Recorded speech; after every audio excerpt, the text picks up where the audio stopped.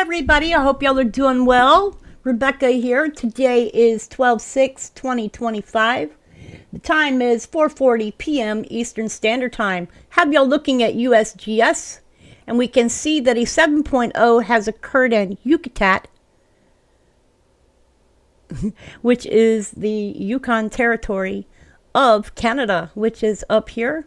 So we're going to scroll in on this area, and we can see that we've had quite a few earthquakes here. We have had a 5.0, which is in Alaska, so this is the Alaska area here. We have had a 7.0, a 4.7, 4.7, and I don't see this one popping up here, 4.1, and a 5.1, all within this area. So we're looking at EMSC here. You can see that it says that it was a 6.8, followed by a 5.0 and a 5.2. When we drop this down to our magnitudes of 4.1, we can see that it was a 6.8, 5.0, 5.2, 4.3, and a 4.1 in the southern Yukon territory of Canada. Now, in looking at Canada's earthquake site, they have not updated this earthquake. Let me refresh again, and it has not been updated for today. That's why I say I think that Canada goes on vacation during the weekend. So let's get you some information on this earthquake. Let's keep it over here on this one. Magnitude 7.0 earthquake struck near the Alaska-Canada border. A major earthquake 7.0 struck near Alaska-Canada border, according to preliminary reports from the U.S. Geological Survey. Several aftershocks have been recorded. The earthquake occurred at 11:41 a.m. local time on Saturday at a depth of 6.2 miles, according to the USGS. Its epicenter was in a remote region about 56 miles north of Yucatan, Alaska, and roughly 154 miles west of Whitehorse in Canada's Yukon territory. Shaking was reported as far away as Anchorage and Juneau, as well as in multiple communities across Yukon, according to user-submitted reports collected by USGS. Most accounts described light shaking, and there was no reports of strong shaking near the sparsely populated epicentral area. In Alaska and Anchorage, it felt very, very light swaying. One person wrote to the Euro-Mediterranean Seismological Center, or EMSC. Hanging plants swung in a good couple of circles. This person was 700 miles away. Several moderate aftershocks followed, including a magnitude 5.6 that struck about 5 minutes after the main event. The region along the Alaska-Canada border lies within one of North America's most active seismic zones, where the Pacific Plate moves northwest against the North American Plate, according to the USGS. Much of this motion is accommodated along the Queen Charlotte Fairweather Fault System, a major boundary capable of producing large earthquakes. This 7.0 earthquake struck Alaska-Canada border. Tremors were felt in Yucatan and Juneau. The magnitude 7.0 earthquake struck near Alaska-Canada border on Saturday, with tremors felt in Yucatan and Juneau, according to the USGS. The Pacific Tsunami Warning Center reported there is no tsunami warning. No tsunami threat. The earthquake struck at a region at 11:41 a.m. at a depth of 10 kilometers or 6.2 miles. The epicenter was 90 kilometers south of Yucatan. So far, there have been no reports of damage or injuries. So that is the information I have for that. This magnitude 6.8 is in the southern Yukon territory and is located in one of Canada's most seismically active regions near the Alaska border. Based on the epicenter's location and magnitude, the southern Yukon territory and nearby southern Alaska are part of a major plate boundary where the Pacific Plate interacts with the North American Plate. So let me show you this here. And we can see this is the Yukon here. I want to get this earthquake. Hang on. I'm going to get the information based on where this earthquake is, put it into Google Earth, and give y'all some more information regarding this area. So let's get this out of here. Oops. that on the wrong side. So it is over here. As you can see, this is a sparse area. Looks like it's mostly snow. So let's get out of this here. Okay, you can see where the border for Alaska is here. And this is the Canoe National Park and Reserve here. Okay, so the area is characterized by a major fault system, including the Denali Fault, which includes the Shawshank Fault near the epicenter, the Fairweather Queen Charlotte Fault system. The epicenter is near the Clune National Park and Reserve, an area known for very high seismic hazard due to ongoing collision of the Yucatan terrain or a crustal block with the North American margin. The collision is responsible for the formation of the St. Elias Mountains. A magnitude 6.8 earthquake is classified as a major event capable of causing significant damage near the epicenter. The shaking intensity, given the shallow depth of 10 kilometers, the shaking would be locally strong to very strong near the epicenter. The damage surrounding the epicenter is sparsely populated, which greatly reduces the risk of mass casualties and widespread damage to major urban infrastructure. The closest community, Whitehorse, is about 243 kilometers west-southwest of the epicenter. At that distance, shaking would likely be felt as light to moderate and is not expected to cause structural damage to modern earthquake-resistant buildings, but may cause non-structural damage and topple objects. Anchorage, Alaska, at 573 kilometers east, would likely experience only light or slight shaking, if any. The region is prone to landslides due to its mountainous terrain, St. Elias Mountains, and abundance of glacial and soft sediments. Strong shaking could trigger significant landslides and rock falls, potentially impacting remote infrastructure like highways, like the Alaska Highway. While earthquake mechanisms are likely a strike slip or oblique faulting, and inland locations reduce the risk of large, far-reaching tsunami. The nearby fault systems, especially the Queen Charlotte, can have thrust components, so local warnings may be issued for coastal areas. Historically, this region has experienced numerous strong earthquakes, M7 to M8 range. But due to its remote nature, damage and casualties have generally been low, such as the 7.9 Denali fault earthquake in 2002, which caused minimal structure damage due to its remote location. The geology of southern Yukon territories, particularly in the region of the 6.8 earthquake, is dominated by one of the most active and complex tectonic settings in North America. This area is characterized by terrain accretion and intense plate boundary motion. The seismicity is a direct result of the interaction between the Pacific Plate and the North American Plate.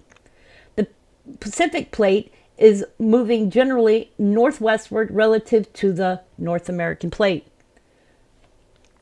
This motion is accommodated by a complex mix of strike-slip, which is horizontal side-by-side faulting along the main transform boundary offshore the Queen Charlotte Fault, and the transpression, a combination of strike-slip and compression thrusting inland, and that's the collision zone. The Yucatan terrain, the southern Yukon, is where the large buoyant crustal block known as the Yucatan terrain is being rammed or collided into the North American margin. This collision is responsible for massive, rapid uplift of the St. Elias Mountains, which include Canadian's highest peak, Mount Logan, and creates incredibly high seismic hazard.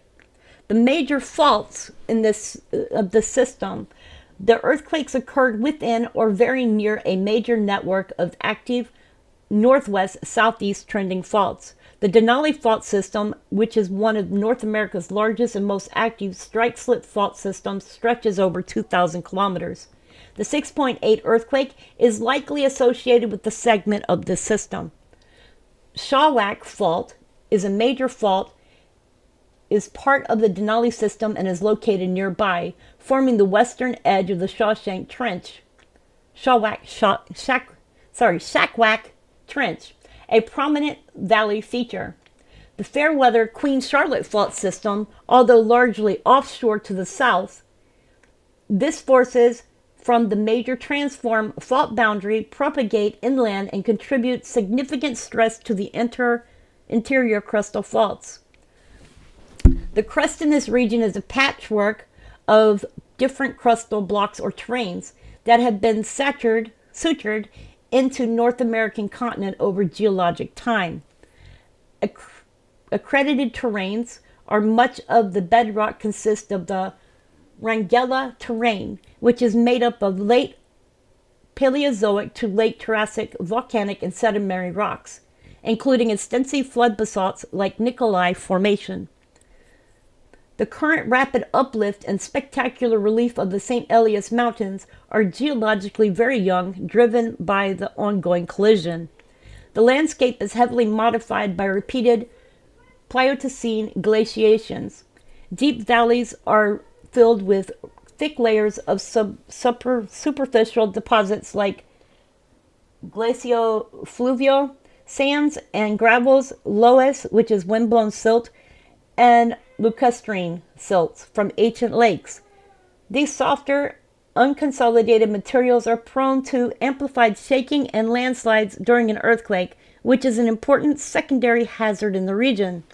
The M6.8, therefore, is a characteristic event for this geological region, where plate movement is not just side to side, but is actively pushing land masses together, creating a high-stress environment. So, that is the information that I have for you regarding this 7.0 earthquake. I was going to say 6.8, 7.0 according to USGS. As we can look here, we can see that this was, we can see that it started off 7.0. EMSC is not in agreement with the size at 6.8. So therefore, this video is regarding an earthquake which has probably been downgraded from a 7.0 to a 6.8. And according to in our Canada, they do not have the earthquake listed on here yet. It will probably be on here tomorrow. I noticed that on the weekends they don't tend to update. Anyways, you guys, any questions? Hey, Bella Virgo, how are you doing? Hi, Brooke Fishing. Hi, Richard. I hope y'all are doing well. That is the update that I can give you. Now, let's take a look at something else so we can go back here and we can look at our last few days of earthquakes. So, as I was looking, I was trying to figure out the latest earthquakes within that region, and I did note that there had been an earthquake, and let me see where it was. It was on the 1st. Let me find it. Adrianoff Islands, Aleutian Islands, had a 5.1 on the 1st. So, if we're looking, Adrianoff Islands, Aleutian Islands is over this way. So, to me, it shows that where the earthquakes come through. So, when we're looking at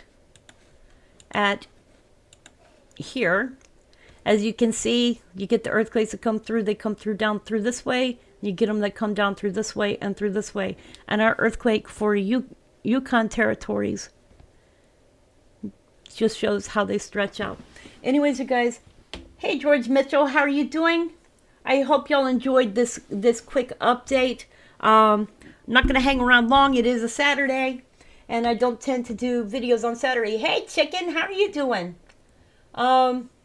Yes, you're right. A recent M-class flare might be in a trigger as well. Looking at the general area, I have been checking the earthquakes lately. As we can see, there was a 2 on the 5th, and that was in Yukon territories as well. So that one here was only a depth of 1. And then there was a 2.3 south of Bellingham, Washington. But we're just looking because they did not update the Canada regions for today on their map, so there is no update yet. Actually, it looks like they just did. Ha! Cha-ching! They gave 1, and it was 7. So they did post a 7 7.0. So you guys, they got 1 out of 4. They have posted that one happened right here. So we can see where Whitehorse is. We can see what they have listed here. They have it listed as a 7.0, 5 kilometers deep. Known earthquake occurring 12/6/2025 at 4100 UTC, or 2041 UTC. They also give, let's see how much different their coordinates are. So let's put their coordinates in here. All right, search. Their coordinates are a little bit over. So if you look in here, it's happening right on the line, but it looks like it's occurring right inside of Alaska, because this is the line here. But as we come in, well, maybe I'm wrong. Okay, so we're right on the line for Alaska and Canada, right on the border.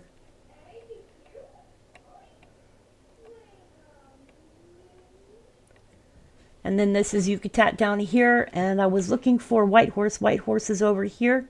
We also have Volcanic Center here as well, and one up here. So it wouldn't surprise me because this area is volcanic related as well. And then we have Fort Selkirk up here. Okay, so, all right, so that's what I got for you as far as that.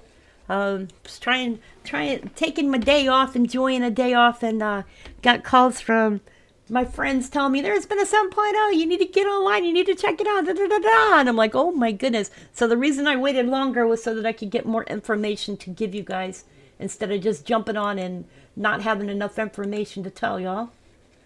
Let me see if there's been any more updates.